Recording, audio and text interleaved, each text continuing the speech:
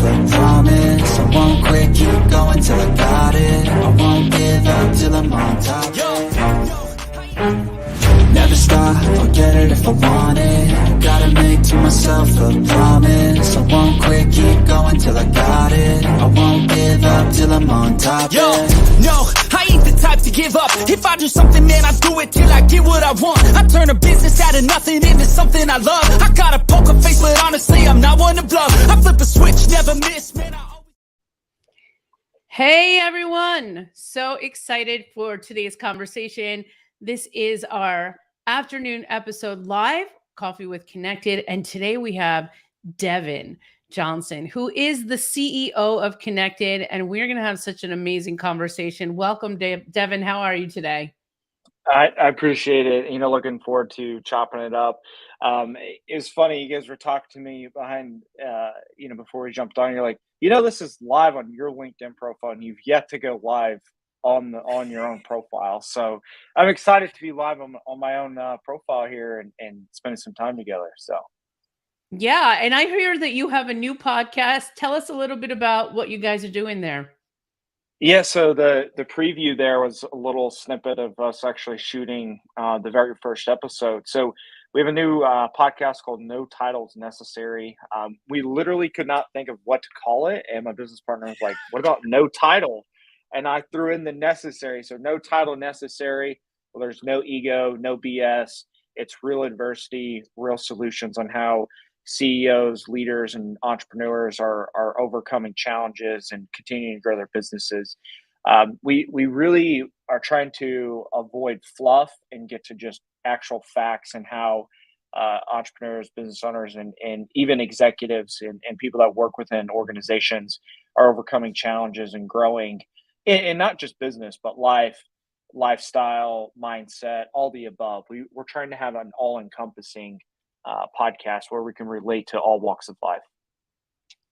Amazing. And so you are the CEO of Kennected, and today we're going to talk about some of your success ingredients, would we say, for running the company. And so maybe before we get started, tell the people that are listening a little bit about Kennected and what your purpose is. Yeah, so at Kennected, we simply put, we save time, simplify opportunity. We're your lead flow partner with a platform that's a sales enablement ecosystem where we'll do your LinkedIn outreach, help you manage your connections, provide data, also do your emailing, and in the near future, also texting and power dialing. So an all-in-one sales enablement solution to create lead flow and create opportunity. Great. Okay, so tell us a little bit about your secrets, Devin. We know that you've been running this amazing company, and I can imagine it's stressful having all this on your shoulders. And I know that you have a couple different businesses that you're working on as well. So tell us, how do you keep it all together? How do you maintain your level of energy? And then, tell us what other things you might want to add in. Yeah, so I think step number one of running anything successful, whether you're running a company or a high performing salesperson or executive, anything, I believe it's worthiness. You start with worthiness. You have to accept that you're worthy of being successful and creating a massive, massive impact. So I think it all starts with the mindset and embarking on the journey of, I am worthy. I'm going to go out and create massive, opportunity and massive success in any way that you may be stepping out there to do it. I'd say number two is entrusting in a team. You can only get so far with yourself. My business partner, Cody Harvey, he's on LinkedIn. He goes by William Harvey, but we've entrusted each other from day one, and Brandon, which is another founder of Kennected, and Elliot and Steven, the OG team, from day one, the reason we were so successful is we trusted our strong suits, right? And so, you have to be able to delegate and entrust that they're going to be able to deliver and what they say their strong suit is. I know a lot of executives have a lot of ego around, this is my business, this is my dream, and I'm going to be the one that puts it all on my back.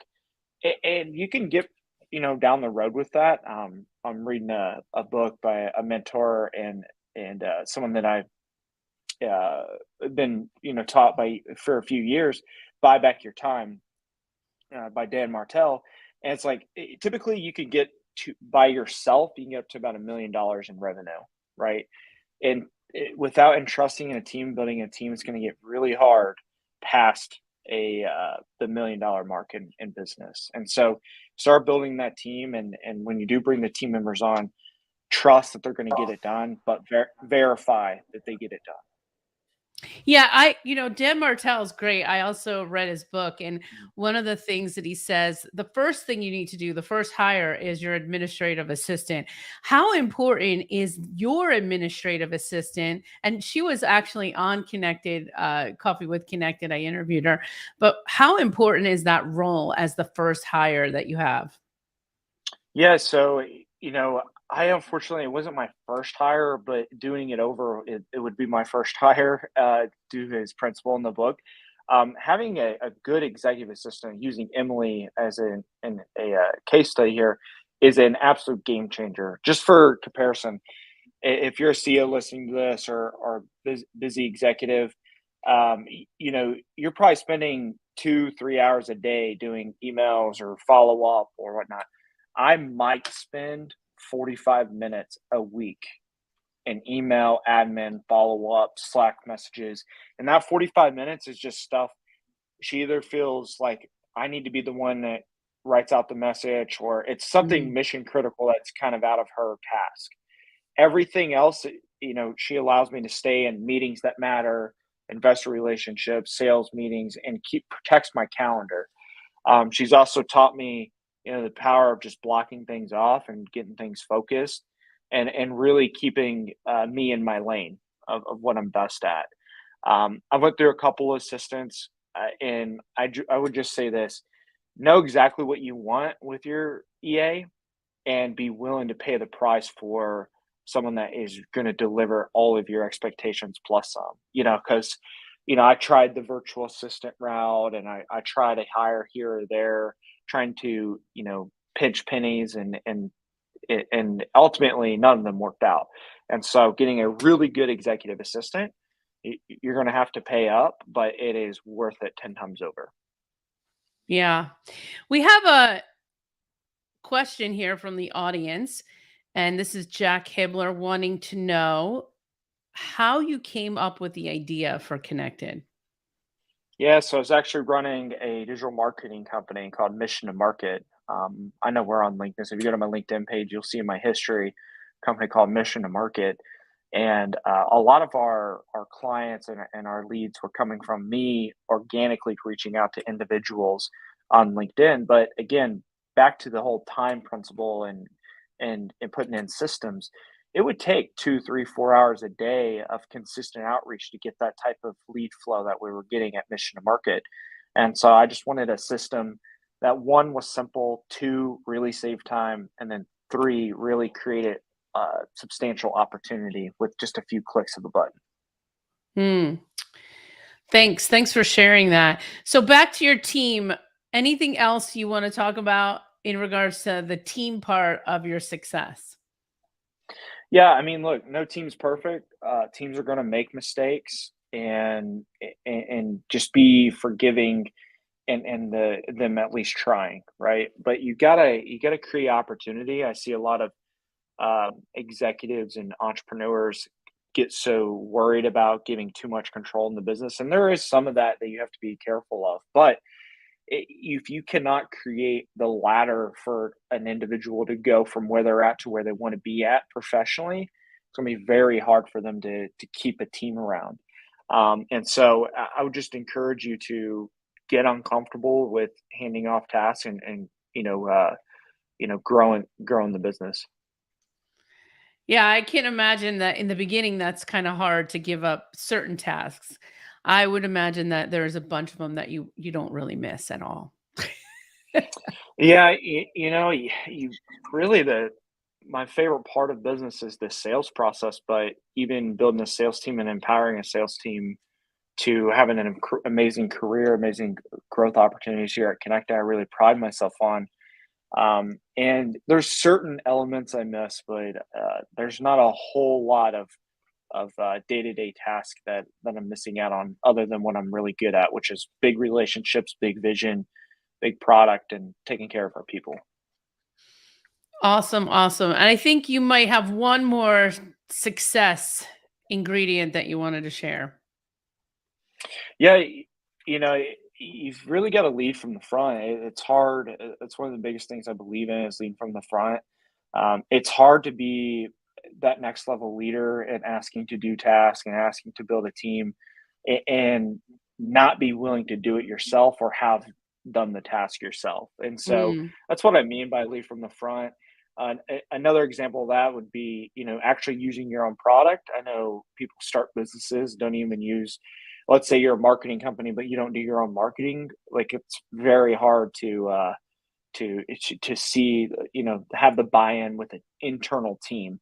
For customer facing, they would probably never know, but internally, people will find out what you're trying to cover up or not utilizing. So I would just say just practice what you preach, lead from the front, be worthy and trust in a team and give them opportunity to be able to grow. Those are a handful of ingredients that I think is an absolute must from just high level leadership. awesome. We have another, oh, lead from the front. We just have another question here. So the question is, I just launched my book. Can you use Connected Reach to launch? And do you have a book? Yeah, yeah. So I am working on a book by end of this year. We're Ooh. going to have it out. Yeah, so it's going to be called Rules of Being Relentless. A couple of the ingredients we just discussed are actually inside of the book. We start with worthiness in chapter one. Long story short, yes, you can use Connected Reach to launch your book. You can use it in a variety of ways. One being inviting people into a webinar, to a LinkedIn group, and then having your launch day, doing a live webinar of launching the book.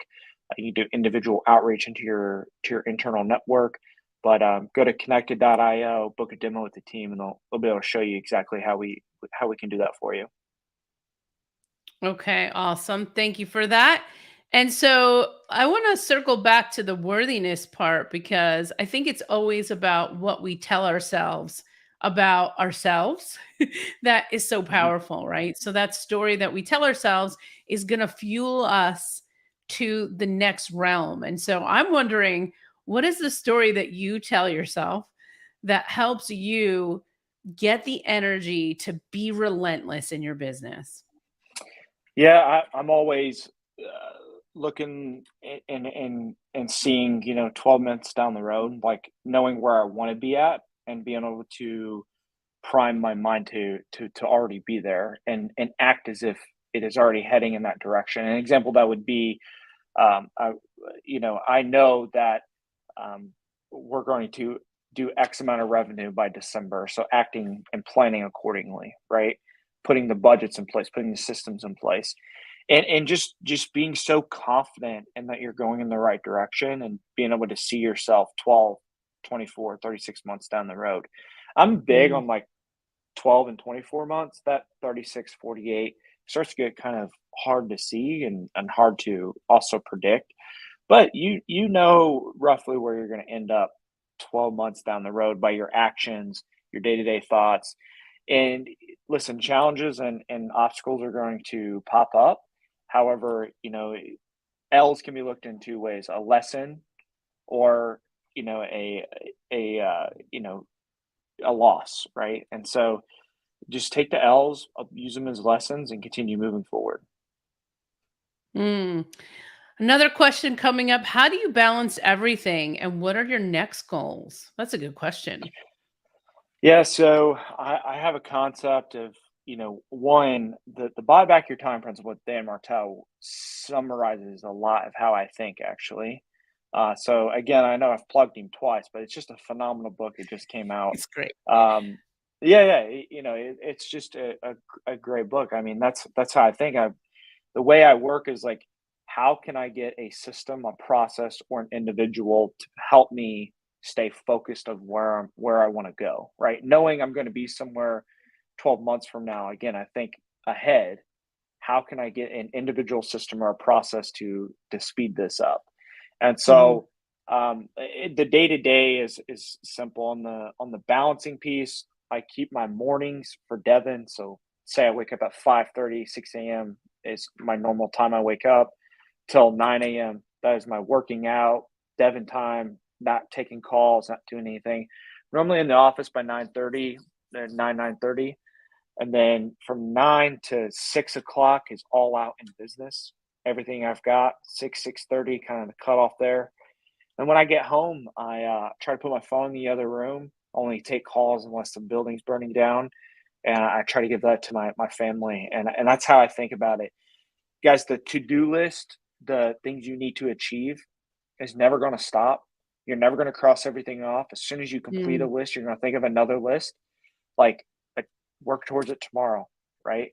Don't get me wrong. There's seasons. There's seasons of intensity where, beginning of this year, January, February, most hours I've put in a very long time, like years. And those were 17, 18-hour days of just intensity, launching a new product, new company structure, new organizational structure, everything new. So again, there's seasons of intensity, but generally it's 3 phases of the day. Early, my time, the business gets all of me for X amount of time. When I get home, that's me being home with the family. Wow. I like how you break the day out. Do you work on the weekends also or no? If necessary, I do have a 2-year-old, and my wife is due with our second child literally any day. Our due date is next Oh, Friday. So congratulations. yeah, yeah. It's rare, but when duty calls, I am on a Saturday or Sunday, particularly speaking engagements. A lot of events are on the weekends. So, I'll have a speaking event. However, I've reached a point where I make sure my family travels with me as long as they want to go.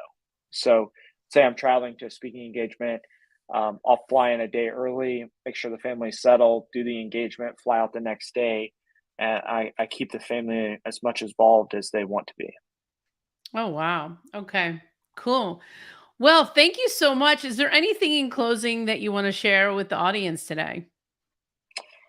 Uh, I would just say, we're upon a time that is rocky in the economy and everything else, and you have to just be able to see yourself 12 to 24 months down the road. Like, it's either a loss or it's a lesson, right? It's never just a true uh defeat. So just keep moving forward, keep being relentless, and keep pushing things forward, keep using Connected.